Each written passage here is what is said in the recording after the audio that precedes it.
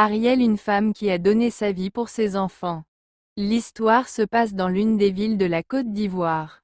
La chaleur familiale se trouvait dans cette famille, une famille modeste comme toute famille. Mais cette chaleur disparaît. C'était un après-midi comme d'habitude, Ariel préparait le dîner. Mais ce jour-là, monsieur son mari n'est pas rentré à la maison et il ne rentrera plus. Ariel perd son mari tragiquement dans un grave accident de voiture.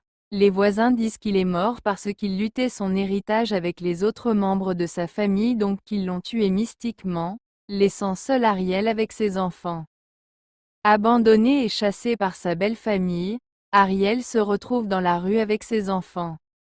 Donc elle part vivre chez sa sœur qui vit de l'autre côté de la ville avec son mari. Ariel était contente de voir sa sœur, mais cette joie n'était pas partagée car Mariam jalousait Ariel. Parce que, Mariam n'avait pas d'enfant et pourtant sa sœur Ariel avait 2 enfants et elle ne le supportait pas. Mariam ne supportait pas de voir sa sœur avec ses enfants, donc elle lui faisait des histoires. Elle a même interdit à Ariel de s'approcher ni même de parler à son mari de peur de lui transmettre son malheur, car Mariam refuse d'être veuve comme elle. À ce moment-là, la joie d'Ariel disparaît car elle pensait qu'avec sa sœur, elle aura la paix et la joie et surtout oublier la souffrance qu'elle a endurée. Mais elle est encore plus triste car le comportement et les paroles de sa sœur lui faisaient terriblement très mal que celles de sa belle famille.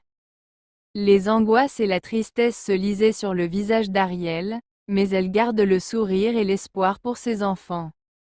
Ariel faisait toutes sortes de travaux pour gagner de quoi nourrir ses enfants, elle travaillait même pour sa sœur, c'est sa façon à elle de participer aux charges de la maison. Ses enfants avaient l'âge d'aller à l'école mais pour manque d'argent ils ne vont pas à l'école et sa sœur Mariam refuse de lui venir en aide. Ariel travaille de maison en maison comme servante pour scolariser ses enfants mais cet argent est peu pour la scolarisation de ses enfants. Parmi les maisons que travaille Ariel comme servante, il y avait un homme riche, très riche mais malade, il avait besoin d'un rein pour sa santé, mais en trouvait pas.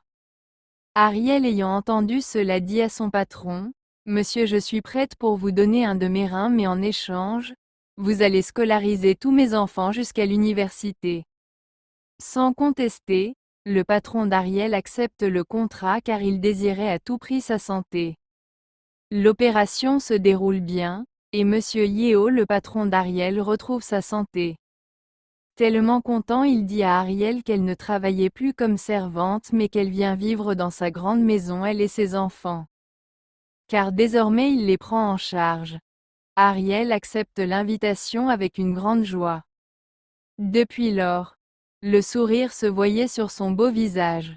Elle était rayonnante, car depuis le décès de son mari Ariel avait perdu la joie de vivre. Mais par la grâce de Dieu elle retrouve la paix du cœur, cette paix qu'elle avait perdue depuis des années. Ses enfants avaient les meilleures notes de tout l'établissement. Et sa joie fut grande.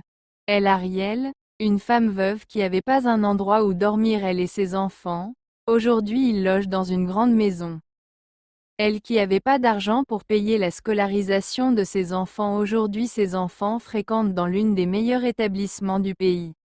Ariel remercie le Seigneur pour sa bénédiction car, il est vraiment l'épouse de la veuve et le père des orphelins. L'aîné d'Ariel finit ses études et obtient son diplôme, et il travaille aujourd'hui auprès de Monsieur Yeo. Like et abonne-toi pour recevoir les prochaines vidéos.